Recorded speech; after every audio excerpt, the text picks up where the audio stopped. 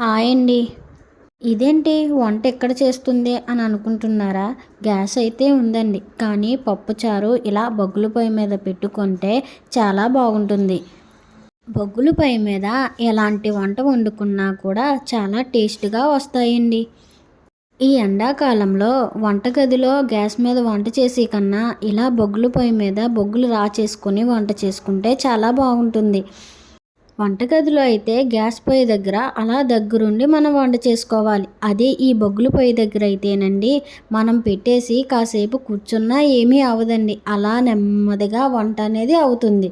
నాకు ఎప్పుడైనా వండాలి అనిపించినప్పుడు ఇలా బొగ్గుల పొయ్యి పెట్టుకొని వంట చేసుకుంటా ఉంటానండి. ఈ బొగ్గుల పొయ్యి మీద అయితే నేను పప్పుచారు అనేది పెడుతున్నానండి.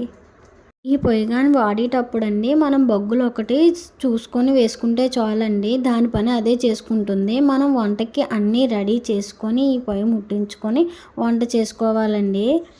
ఎండాకాలం కదండి, బొగ్గులు అనేవి చాలా ఫాస్ట్‌గా రాజిపోతున్నాయి. గ్యాస్ లాగే కాలిపోతుందండి ఈ బొగ్గుల పొయ్యి కూడాను ఈ ఎండకి. ఈ పప్పుచారు వచ్చేసి నేను చాలా సింపుల్‌గా అయితే చేసేసానండి. ముందుగా ఒక టీ గ్లాస్‌లో కందిపప్పు, పెసరపప్పు, బొబ్బరపప్పు ఒక గ్లాస్‌తో తీసుకున్నానండి సరి సమానంగా. పప్పు ఉడికిన తర్వాత టమాటీ, ఉల్లిపాయలు, పచ్చిమిర్చి వేసేసానండి. ఉప్పు, కారం, పసుపు వేసుకోవాలండి. చింతపండు పులుపు అయితే వేసుకోవాలండి. చారు పొర్లేటప్పుడు బెండకాయలు వేసుకోవాలి. పప్పుచారు మరిగిన తర్వాత తాలింపు పెట్టేసుకోవాలండి. అంతేనండి, అయిపోయింది. నా వీడియో కానీ నచ్చినట్లయితే లైక్, షేర్, సబ్స్క్రైబ్ చేసుకోండి.